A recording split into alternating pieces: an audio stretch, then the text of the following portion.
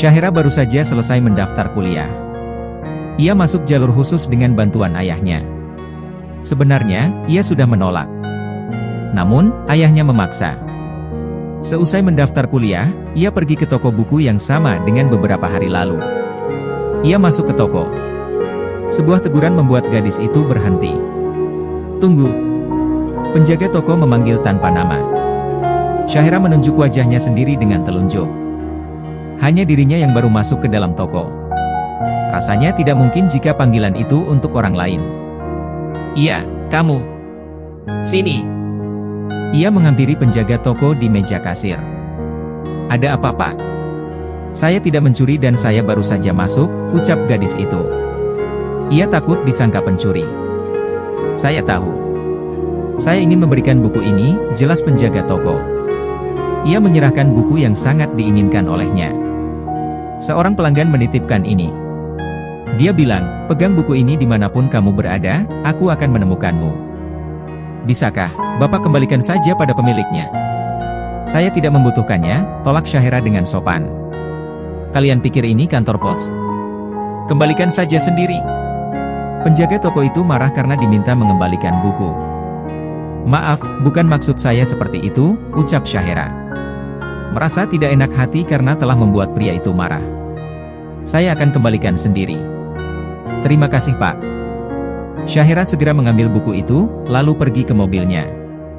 Di dalam mobil, ia menarik napas panjang berulang-ulang. Penjaga toko buku itu galak sekali. "Sampai aku masih gemetar begini," gerutu gadis itu. Ia menyalakan mesin mobilnya. Mobil itu melaju cepat meninggalkan parkiran toko buku.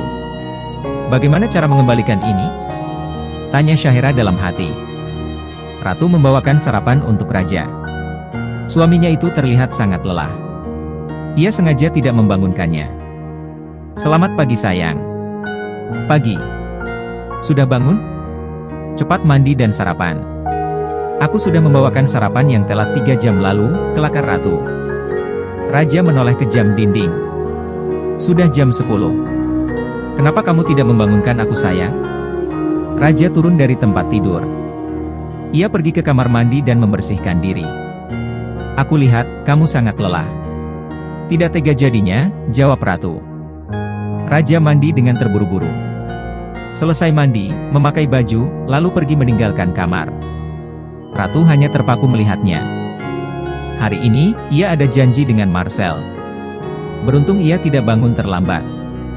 Mereka janji bertemu di jam istirahat kantor. "Papamu sangat menyebalkan. Lihat. Kita sudah membawakan sarapan, tapi dia malah pergi begitu saja," gerutu Ratu sambil mengusap perut buncitnya. Sudah berhari-hari ini, Mita menghindari berbicara dengan Marcel.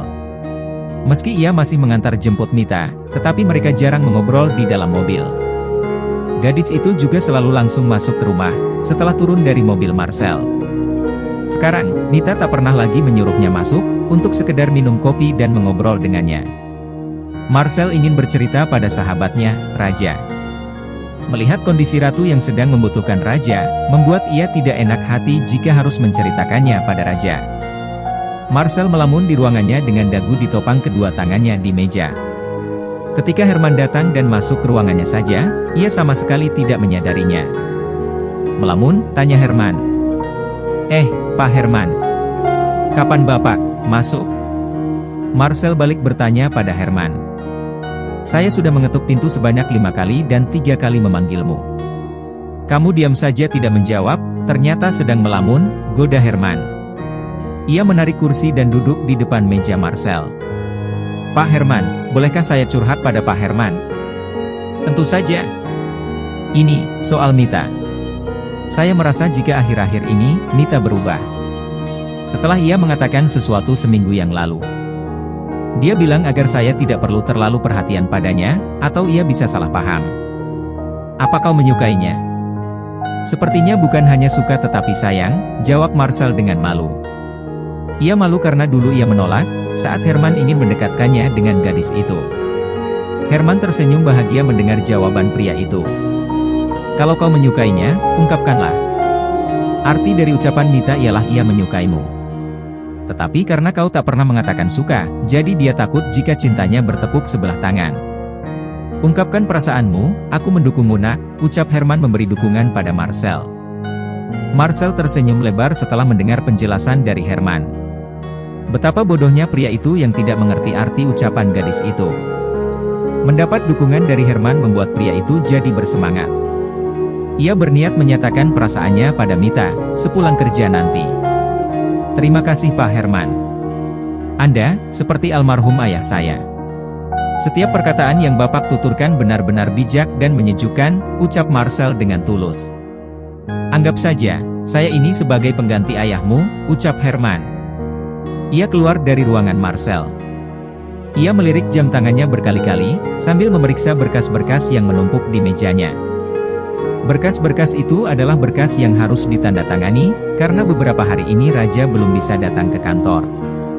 Jadi, berkas itu menumpuk di mejanya. Raja menyuruh Marcel memeriksanya dengan teliti dan hati-hati agar tidak ada kesalahan, sebelum dibawa ke rumah Raja untuk ditandatangani. Ada apa? Aku harap kau mengatakan hal yang sangat penting. Karena aku sudah pergi dengan panik dari rumah, ucap Raja. Aku ingin meminta pendapatmu tentang Mita. Bagaimana menurutmu? Bagaimana apanya? Lamar saja kalau kau memang menyukai gadis itu, jawab Raja. Masalahnya, dia sedang mendiamkan aku, ucap Marcel. Yaitu karena wanita tidak suka digantung tanpa kepastian. Kamu dekat dengannya, tapi tidak pernah mengatakan cinta. Begitu ya? Ya sudah, nanti sore aku akan mengatakannya, ucap Marcel dengan percaya diri. Pukul 17 WIB tepat, bunga pesanan sampai.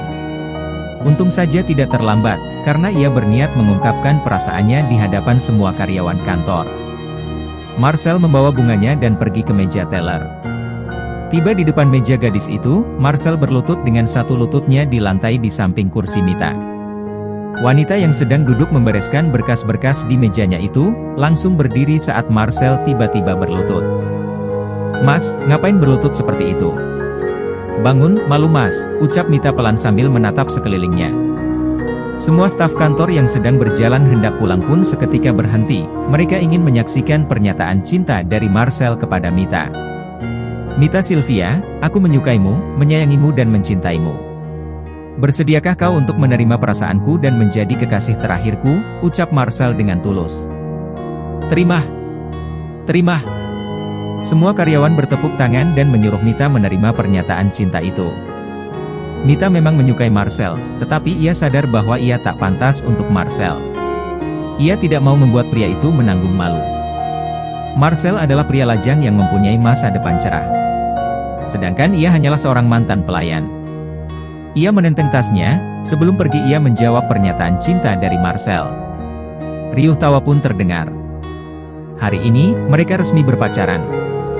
Tok, tok. Masuk.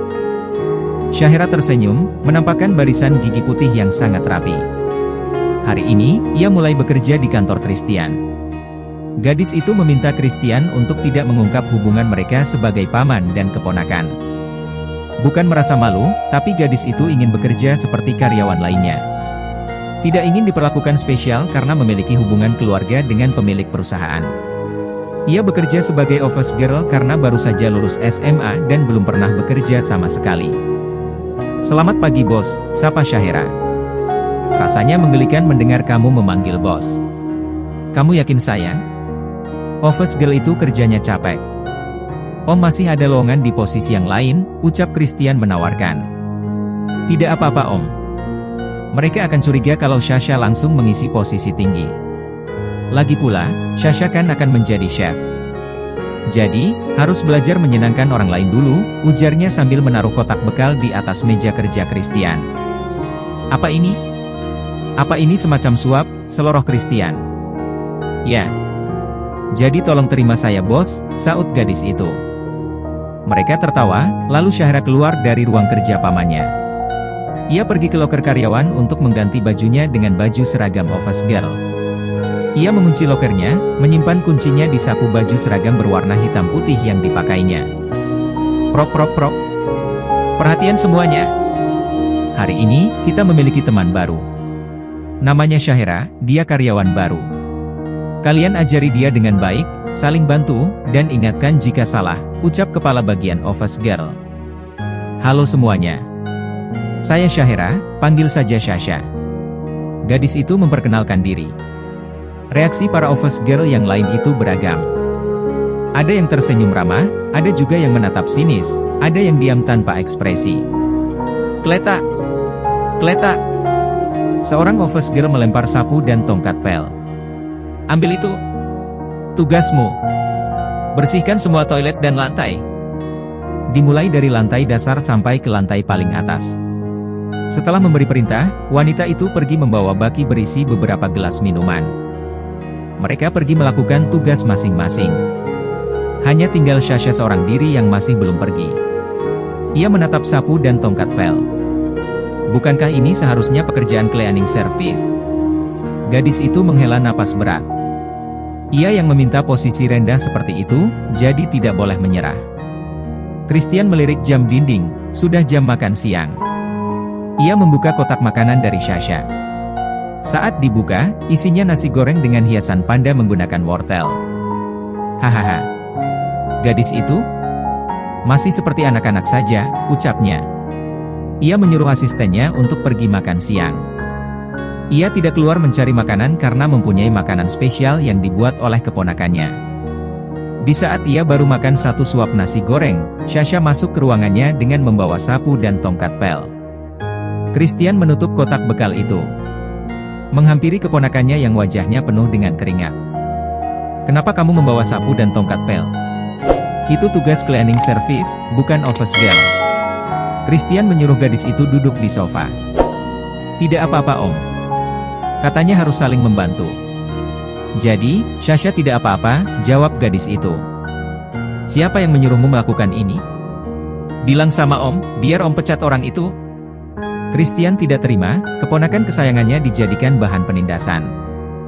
Jangan om. Nanti mereka curiga dan mengira kalau Sasha mengadu. Gadis itu menolak campur tangan pamannya untuk membalas mereka. Ia akan menyelesaikan pekerjaannya, meskipun dia diperlakukan tidak adil oleh sesama karyawan yang lain. Memangnya kenapa?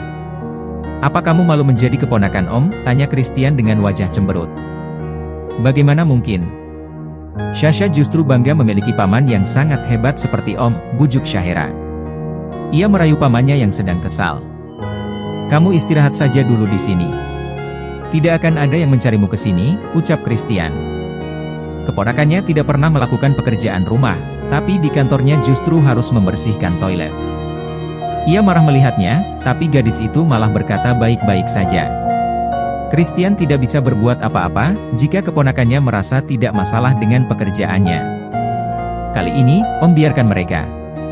Jika mereka bertindak lebih jauh, kamu harus melapor sama om, mengerti? Mengerti om. Tenang saja. Kalau mereka berbuat jahat pada Sasha, maka Sasha akan datang mencari om. Gadis itu berkata dengan semangat untuk meredakan kekhawatiran sang paman. Syahira tahu, pamannya tidak marah padanya. Ia sedang mengkhawatirkan keponakannya. Jadi, Sasha harus bisa meyakinkan Christian bahwa dia baik-baik saja. Walaupun sebenarnya, ia sangat kesal.